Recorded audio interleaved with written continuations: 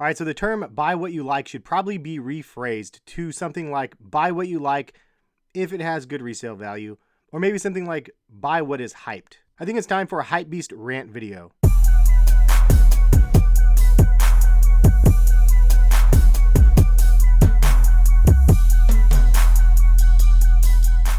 What is going on, guys? Hess here, collectivekicks.com. Had something on my mind, wanted to share it with you guys. Hopefully you guys like the video. Let's go ahead and get into it. So I wanted to make a video discussion on how the hypebeast mentality is really controlling the minds of the consumer to only follow the herd, which has exposed sneaker culture to an unrecoverable state. When was the last time you bought a pair of sneakers that you didn't look up the value on StockX or care how popular they were? To take a deeper dive, let's go ahead and discuss what is culture. It is the integrated pattern of human knowledge, belief, and behavior that depends upon the capacity of learning and transmitted knowledge to succeeding generations. So in 2018, it is clear that sneaker culture has become exposed. We have embraced the side of the culture that serves no purpose but our own. The hype has turned us into beasts permanently, and we cannot transform back. The pattern of sneaker knowledge, belief, and behavior has morphed into only hypebeast products for resale. The ability to transform knowledge to succeeding generations to maintain the culture has been sideswiped by the raging hypebeast train. I do know that I am generalizing the entire sneaker culture here, and really it's only a subset of the culture. But how has this happened? The simple answer is money. Consumers have limited funds to spend.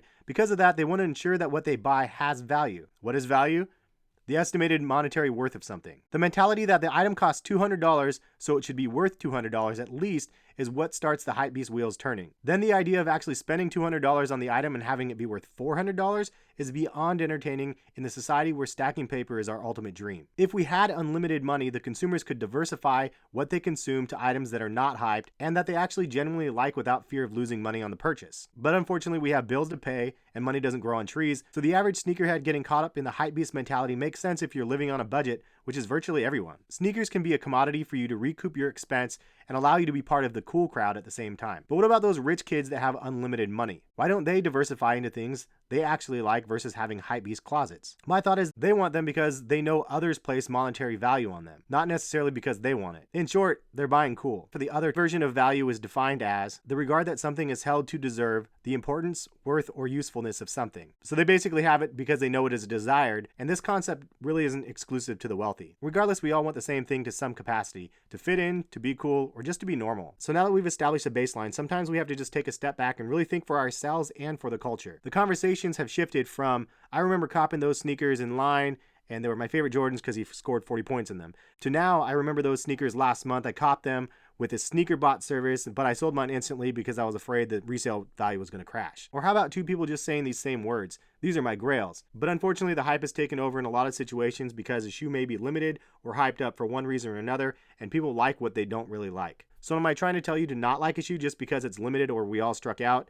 No, I'm just trying to challenge yourself about what you actually do like. Like, how many times do we buy shoes with the intent to sell, like 0% chance that they're going to be rocked? Pretty often. Or how many times have we felt like we got caught up in the hype when we bought something that we regret? But the only reason why there's regret is because the hype died and the resale dropped and we don't want to take a loss. Reality is resale is money and we all want more. We've lost vision of what we like completely since it's based strictly on resale value and limited demand, or generally accepted products that get a positive nod, such as an iconic classic original colorway of a nostalgic product. Speaking of that, the Don C Air Jordan collab. They look like a hybrid. You guys are quick to judge and say that they're trash. As soon as you smell the resale value, though, the perception is changed. Just like what happened to the Tokyo Air Jordan 5s. Yes, I said it. Many of you guys actually hated on those shoes in the forums upon the first images of the Tokyo 5s in the yellow colorway. But once they found out they're a Tokyo exclusive, now the hypebeasts are just dreaming about those shoes. I personally remember that because I had those shoes in hand before the first images came out, and I wanted to see how the reaction was. And it was interesting to see the shift. Regarding the Don C Jordan brand collab, personally, I think that they look cool. I love the Jordan 1, the 3, and the Air Revolution straps are a nice touch. But many will say that they're just a new pair of Spizikes or a new hybrid, so they're garbage. But why is that perception there? Historically speaking, because hybrid releases have had resale flops. So is it a fair statement to say that in 2018, the Hypesheeps run the resale markets and gain popularity and acceptance into the mainstream limelight, while true collectors are not respected or as popular, and they're just salty because they're not as hip, outdated, and irrelevant, and just haters on the new generation. Many OGs have this attitude, but unfortunately they fail to adapt, and the only thing constant is change. So if you're stuck in the I'm right mentality or think that hypebeasts exposed the sneaker culture and the sneaker community, then you may be living in the past with your 20-year-old retro sneakers. Hypebeasts didn't expose the culture, they embraced it. The reseller monetary aspect was already there. Newsflash. Hype ran the show in the 80s also. Sneakers also led to gun violence, and they set a clear line in the sand of the haves and the have-nots. You had Jordans on your basketball team or you didn't. So we all know that money and hype run the sneaker culture. But how can we fix it? The simple answer is we can't. Guess who sets the bar for controlling the sneaker thirst and the hype sheep consumers?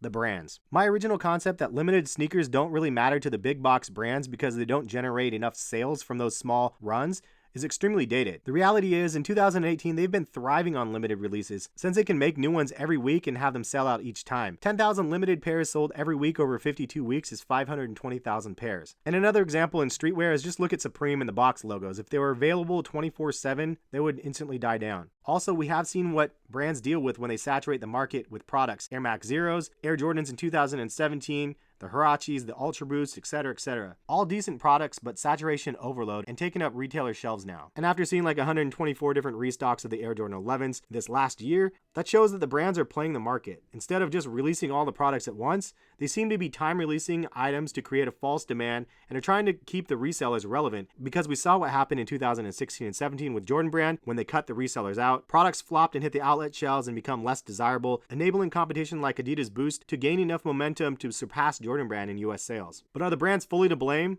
No. You can also have grassroots brands that have a limited supply only due to the manufacturing and overhead constraints of a smaller business that can have the same perceived hype as a giant company. Look at Big Baller Brand. Supply and demand can be a tricky game to play. In summary, perceived value dominates our sneaker culture and won't change anytime soon. All I ask is, as you mature into the sneaker culture and have a more expendable income, sometimes look up and open your eyes to evolve your sense of taste beyond the hype. Some of the best sneakers to release are sitting in your local malls, in the corner of a sneaker site, or on the bottom shelf of a consignment shop. Explore, find your own stride, and become your own person.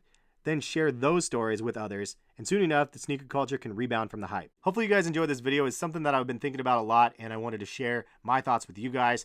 And just leave a comment. What was the last non-hypebeast sneaker that you bought in your collection? Thank you guys for watching, and if you guys enjoyed the content, hit the subscribe button and notification bell if you want to be notified of when I post content.